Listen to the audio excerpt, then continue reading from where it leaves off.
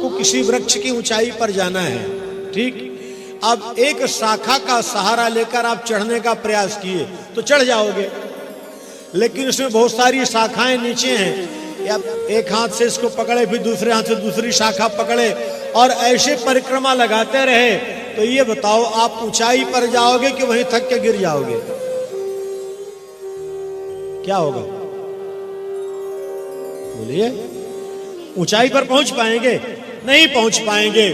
आगे एक दूसरे शाखा को पकड़ते पकड़ते थक करके बोले कुछ नहीं है, हम ऊंचाई तक नहीं जा सकते। बस यही हमारे जीवन का खेल है।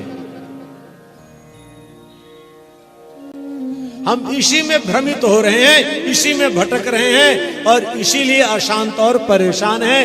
कभी शाखा को पकड़े तो कभी उसको पकड़े, तो कभी वहां गए तो कभी यहां गए, कभी योग में गए, कभी ध्यान में गए, कभी समाधि में गए, कभी ज्ञान में गए, भटकते रह गए बस।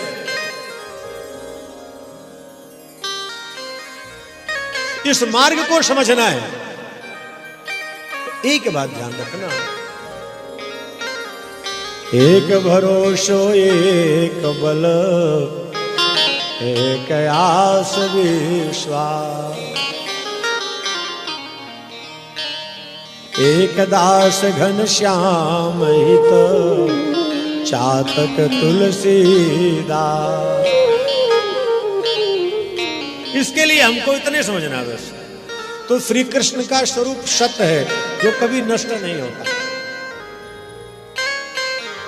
तीनों कालों से परे, भूत भविष्य वर्तमान से परे है। कृष्ण पहले भी थे, आज भी हैं और आगे भी रहेंगे। हम और आप पहले भी थे, आज भी और आगे भी रहेंगे। बस ये जो भ्रांति है इसी को हम नहीं समझ पा रहे हैं। तो सच्चित और आनंद के जो स्वरूप हैं, और वो क्या करते हैं? विश्वोत्पत्ति आदि है तबे ये जो सारा विश्व प्रपंच है उसके रचयिता वही है।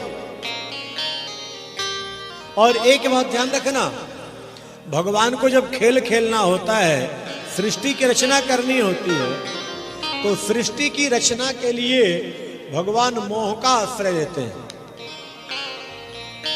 ये सारी सृष्टि जो है मोह पर आधारित है और समस्त विपत्तियों की जड़ है मोह।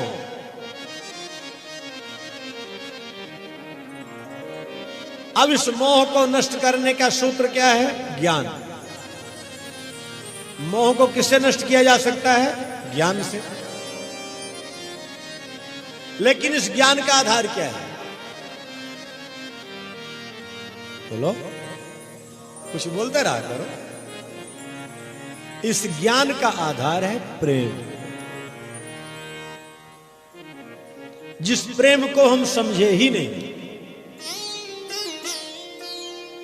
जिस प्रेम में किसी प्रकार की चाहत हो, कोई कामना हो, वो प्रेम नहीं हमारा। प्रेम तो त्याग प्रधान होता है, प्रेम समर्पण प्रधान होता है। विश्वोत्पत्ति आदि सारे विश्व का सृजन करता वही है, पालन करता वही, संहार करता भी वही है। हम और आप सामान्य मानव यदि भटक जाए, भ्रमित हो जाए, तो कोई अतिशयोक्ति नहीं है। ये जो लोक है देवियों सज्जनों, माया का है, अंधकार का है, अज्ञान का है। यहां हर कोई मोहग्रस्त है, हर कोई मोह से ग्रसित है। कह देना हर किसी के लिए सरल है, लेकिन कहीं न कहीं मोह का अंकुर सबके अंदर है कि नहीं है? बोलो। अपने पराये का भाव तो है, ये अपना है और ये, और जब तक अपने और पराये का भाव हमारे अंदर है, तब तक कृष्ण का भाव हमारे अंदर आ ही नहीं सकता। और जब तक कृष्ण का भाव हमारे अंदर नहीं आएगा, तो कल्याण का मार्ग प्रशस्त नहीं।